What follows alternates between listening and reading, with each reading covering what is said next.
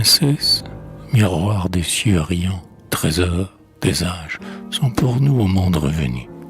Et quand l'artiste en pleure, qui les a seuls connus, leur ordonne de naître et de revivre encore. On revoit dans un riche et fabuleux décor des meurtres, des amours, des lèvres ingénues, des vêtements ouverts montrant des gens menus, du sang et de la pourpre et des agrafes d'or.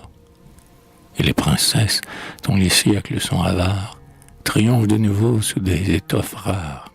On voit l'éclair rubis sur leurs bras s'allumer, les chevelures sur leur front étincelantes resplendir et leurs seins de neige s'animer, et leurs lèvres s'ouvrir comme des fleurs sanglantes.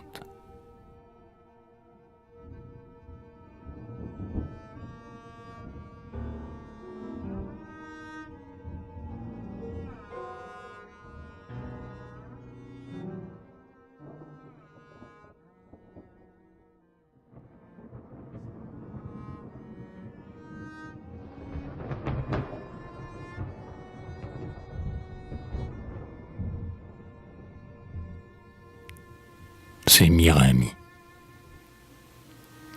C'est Mirami qui règne et dont la gloire éclate. Mène après elle, ainsi que le ferait un dieu. Les rois vaincus, on voit dans une mer de feu les astres resplendir sur sa robe écarlate. Attentive à la voix du fleuve qui la flatte, elle écoute gémir et chanter le flot bleu, en traversant le pont triomphal que par jeu, sa main dominatrice a jeté sur l'Euphrate. Or, tandis qu'elle passe, humiliant le jour, un soldat bactrien murmure, fou d'amour, « Je voudrais la tenir entre mes bras, dussé-je, après être mangé tout vivant par des chiens. » Alors Sémirami, la colonne de neige, tourne vers lui son front céleste et lui dit « Viens. »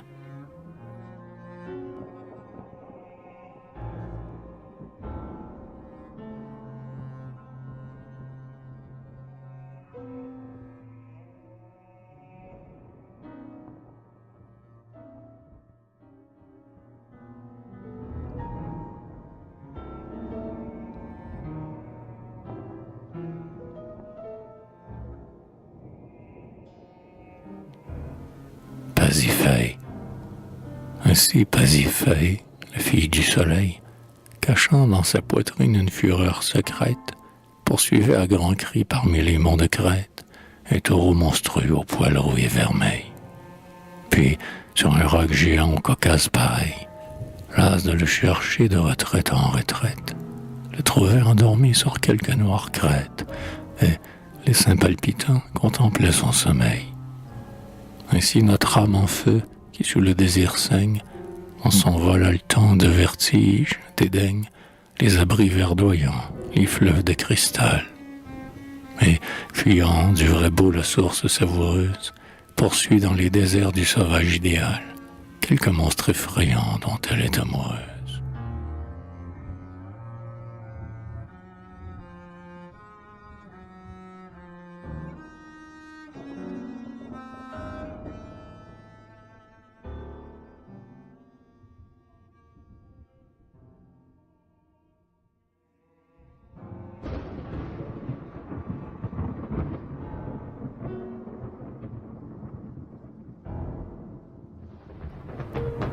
Omphale, calme et foulant son lit d'ivoire, dont le seuil, orné d'or sous les plis de la pourpre étincelle, la lydiennerie de sa bouche infidèle aux princes de l'Asie et leur fait bon accueil.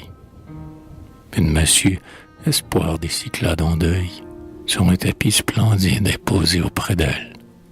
L'idole radieuse et fière d'être belle, ses doigts enfantins y touchent avec orgueil. Sur son épaule blonde, amoureuse, embaumée, flotte la grande peau du lion de Némée, dont l'ongle impérieux lui tombe entre les seins. Son cœur bat de plaisir sous l'horrible dépouille, humide et noir encore du sang des assassins. Hercule est à ses pieds et file une quenouille.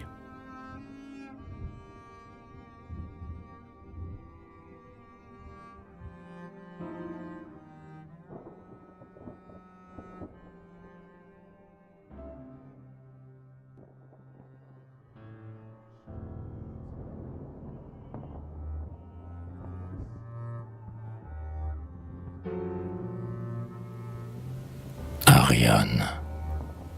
Dans Naxos, où les fleurs ouvrent leurs grands calices, que la douce mer baise avec des sanglots, dans l'île fortunée, enchantement des flots, le divin Iacos apporte ses délices. Entouré des lions, des panthères, des lys, le dieu songe, les yeux voilés demi-clos, les tiades au loin charment les vers îlots, et de ses raisins noirs ornent leurs cheveux lisses. Assise sur un tigre amené d'Orient, Ariane triomphe, indolente et riant, au lieu même où pleura son amour méprisé. Elle va, nue et folle, et les cheveux épars, et, songeant comme en rêve à son vainqueur Thésée, admire la douceur des fauves léopards.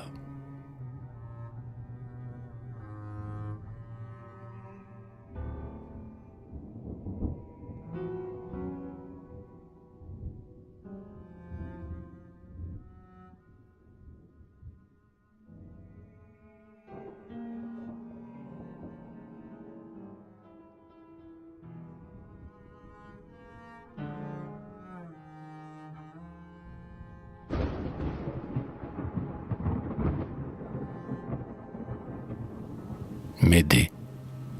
Médée au grand cœur plein d'un amour indompté, chante avec l'onde obscure et le fleuve en délire, où ses longs regards voient les étoiles sourire, reflète vaguement sa blanche nudité. Pâle et charmante, près du phase épouvanté, elle chante, et la brise errante qu'elle attire, s'unissant ses vers avec un bruit de lyre, emporte ses cheveux comme un flot de clarté. Ses yeux brûlants fixés sur le ciel sombre, où flambe une lueur sanglante, elle chante. Sa jambe a des éclairs de neige à travers les gazons.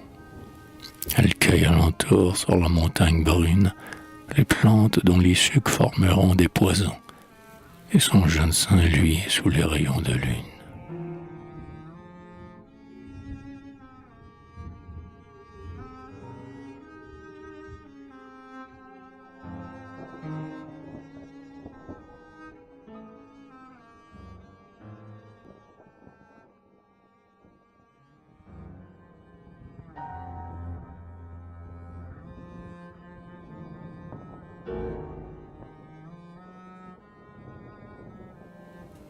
Talestris. Les Amazones, sur leur casque au clou d'or, ont une hydre de fer ouvrant sa gueule atroce, ou quelques mufles noirs de tigre ou de molosse, ou parfois un vautour au fulgurant essor. Mais serrant son bel arc géant comme un trésor, sur son sein de guerrière indocile et féroce, la grande Talestris qui règne en Cappadoce, pour les combats sacrés se pare mieux encore. Épars et dénoués sur sa riche cuirasse, ses cheveux que le vent furieux embarrasse, débordent au hasard de leur flot souverain. Son cou, fort et superbe entre ceux qu'on renomme, et son casque hideux sur l'invincible airain, pour exciter l'horreur porte un visage d'homme.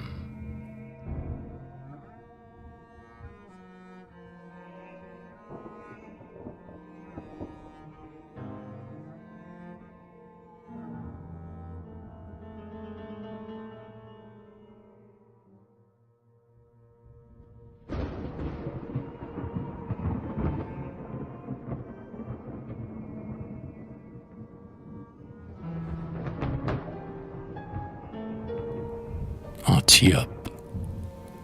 Près du clair Iliésos, au rivage fleuri, l'indomptable Thésée a vaincu les guerrières. Mourantes, leurs chevaux les traînent dans les pierres, pas un de ces beaux corps qui n'aura le meurtri. Le silence est affreux, et parfois un grand cri l'interrompt.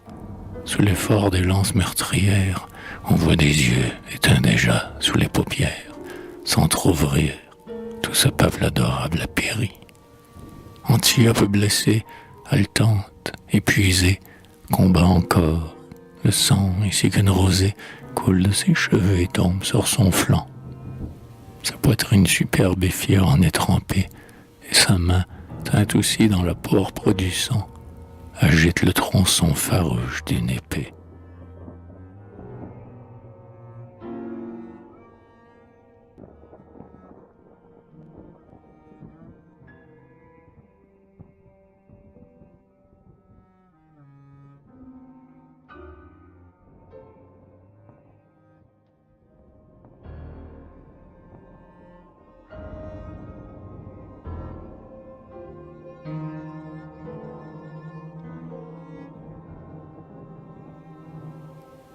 Andromède.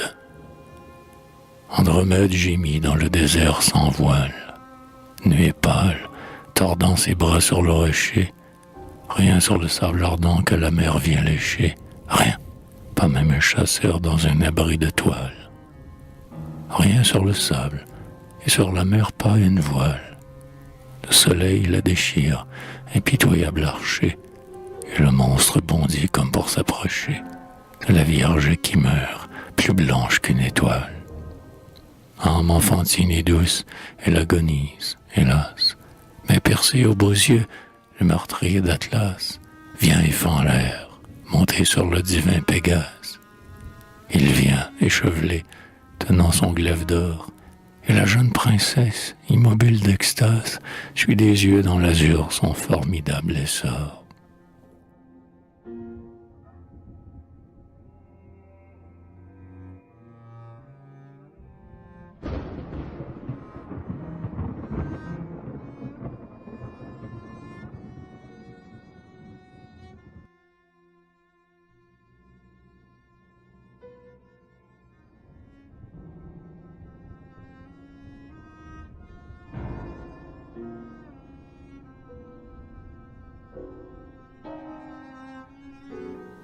Hélène. Hélène a 10 ans. L'or de sa tête embrasée baigne son col terrible et fier comme une tour. Grande ombre, dans la nuit elle rugit d'amour. Près d'elle un dur chasseur marche dans la rosée. Elle ouvre au clair de lune, ainsi qu'une épousée. Le pourpre de son sein brille le blanc contour. Les tigres font voir au petit du vautour la fille de Tyndare éprise de Thésée. Mais près de l'Eurotas, au flot mélodieux, il passe, chevelé et fort comme des dieux. Ô tueur de lions, dit la princesse blonde, guerrier toujours couvert de sang, tu dormiras sur mon sein. Porte-moi dans la forêt profonde. Et le jeune héros l'emporte dans ses bras.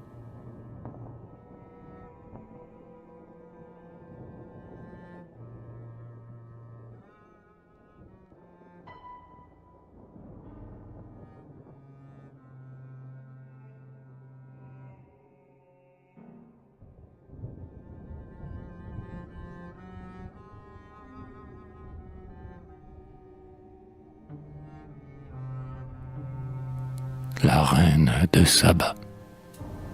La reine Nicosis, portant des pierreries, a pour parure un calme et merveilleux conseil, d'étoffe où l'éclair d'un flot d'astres se perd dans les lacs de lumière et les flammes fleuries. Son vêtement tremblant chargé d'orfèvrerie est fait d'un tissu rare et sur la pourpre ouvert, où l'or éblouissant tour à tour au jet vert sert de fond méprisable aux riches broderies. Elle a de lourds pendants d'oreilles, copiés sur les feux des soleils du ciel, et sur ses pieds, mille escarboucles font pâlir le jour livide. Et, fière sous l'éclat vermeil de ses habits, sur les genoux du roi Salomon, elle vide un vase de saphir d'où tombent des rubis.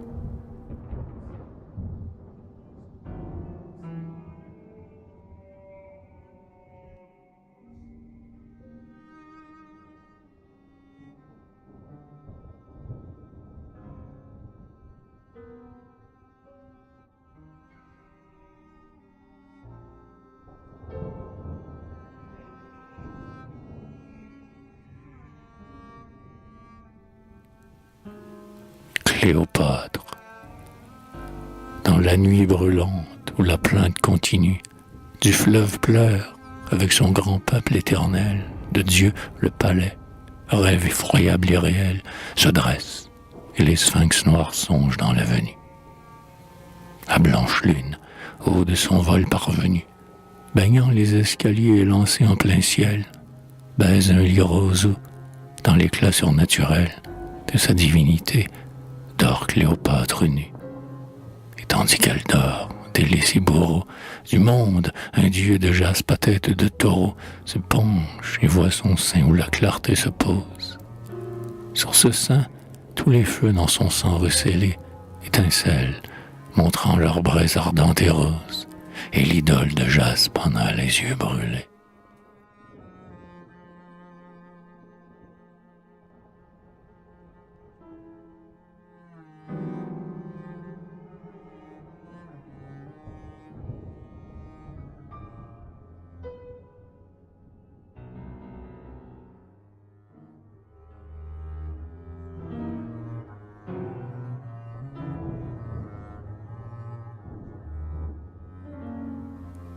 Hérodiade. Ses yeux sont transparents comme l'eau du Jourdain. Elle a de lourds colliers dépendant d'oreilles. Elle plaît de savoir que le raisin des treilles et la rose des bois a peur de son dédain. Elle rit folâtre avec un air badin, laissant de sa jeunesse éclater les merveilles. Sa lèvre est écarlate et ses dents sont pareilles pour la blancheur aux lys orgueilleux du jardin. Voyez-la, voyez-la venir, la jeune reine. Un petit page noir tient sa robe qui traîne en flot voluptueux le long du corridor. Sur ses doigts le rubis, le saphir, l'améthyste font resplendir leur feu charmant. Dans un plat d'or, elle porte le chef sanglant de Jean-Baptiste.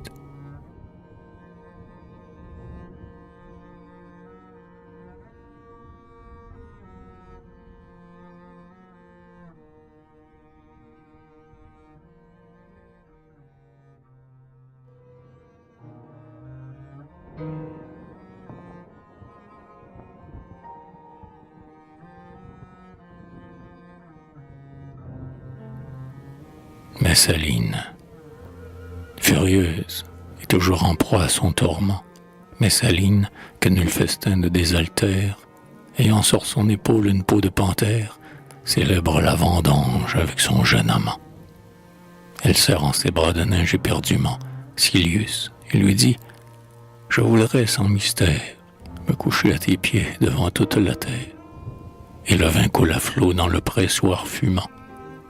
Puis, tandis que le cœur danse au bruit de la lyre, la bacchante déchire et brise en son délire de noirs raisins pourprés, et laissant à dessein leur sang vermeil couler sur ses belles chaussures, elle baise le cou du jeune homme et son sein, et sa bouche affamée laisse des morsures.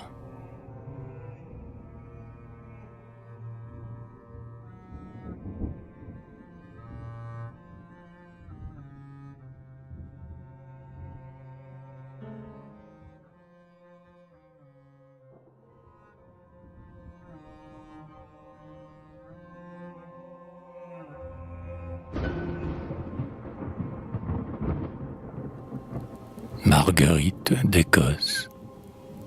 Marguerite d'Écosse, aux yeux pleins de lumière, a de douces lueurs sur son visage altier, bien souvent la voix tendre vers l'argentier, sa blanche main, tous les bienfaits coutumières. Avec toute la cour et marchant la première, la dauphine, qui sait l'honneur du gai métier, passe par une salle où dort Alain Chartier, comme un bon paysan ferait dans sa chaumière. Alors, d'une charmante et gracieuse humeur, voilà qu'elle se penche et baise le rythmeur, encore qu'il soit d'un air fantastique et bizarre. Quelque peu tortu, comme les vieux lauriers, car il m'essierait fort de se montrer avare, pour payer l'art subtil de tel bon ouvrier.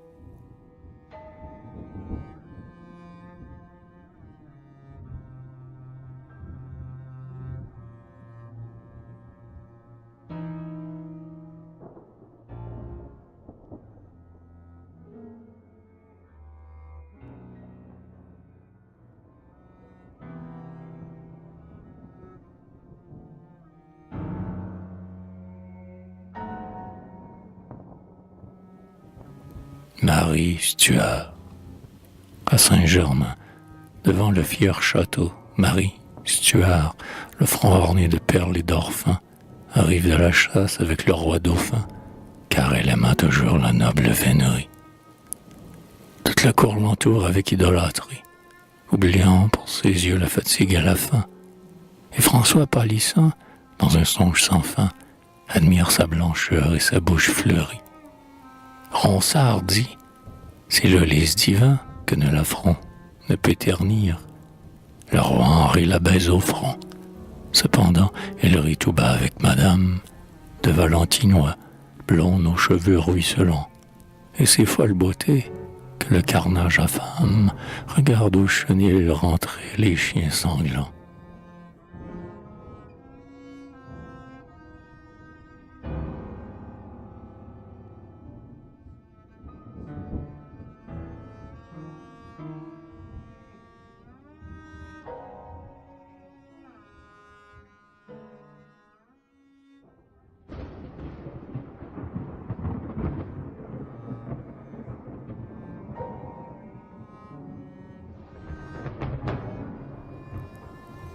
Marguerite de Navarre.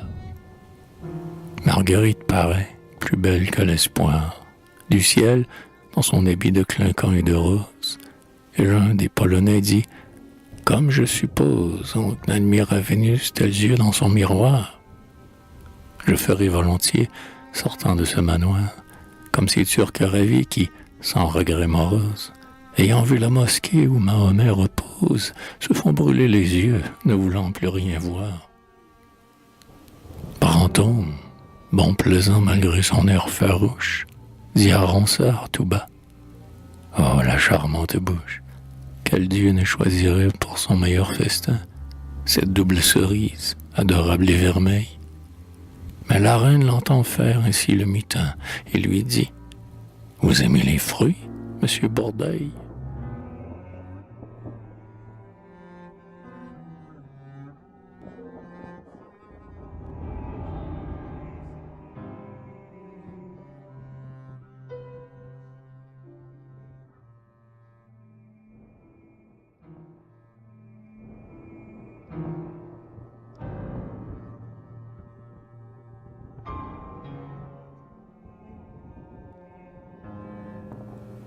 Lucrèce Borgia.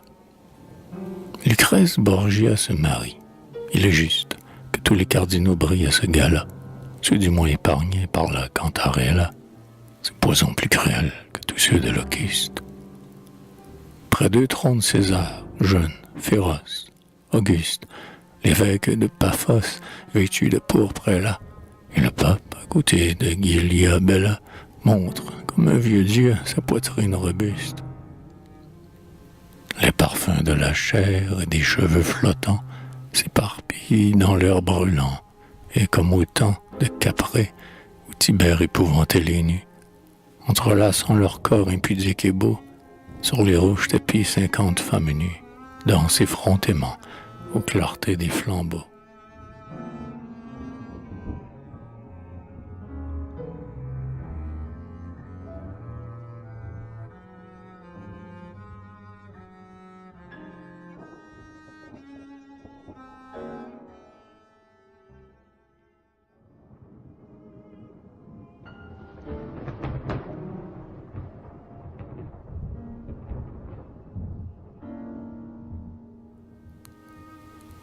La princesse de Lamballe.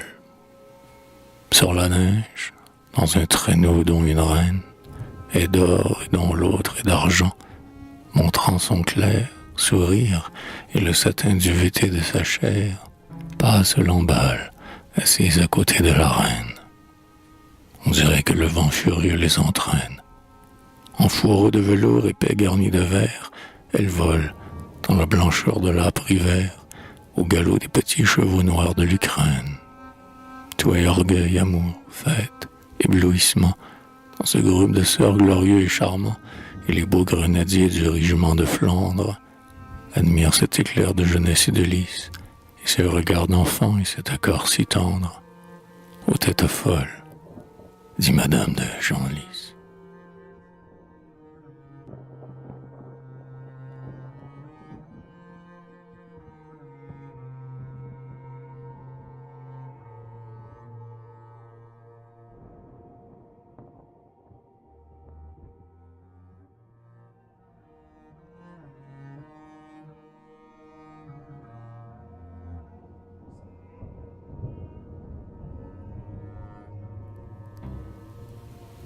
Madame Tallien. Cette Thérésia, que le rustre et la gouge ont jadis adorée, une épique à la main, et triomphant dans son proconsul romain, sur un char, les cheveux couverts du bonnet rouge. Dédaignant à présent les caresses du bouge, laissait voir ses pieds nus aux ongles de carmin. Sa robe, qui frémit sur son corps surhumain, est comme un tissu d'air tramé que le vent bouge. Ses beaux seins, comme avec des éblouissements d'astres, sont pris dans un collier de diamants qui les brûle d'un clair scintillement d'étoiles. Et victorieux, fiers de leurs boutons vermeils, ils luttent de blancheur avec ses légers voiles et de splendeur avec ce carcan de soleil.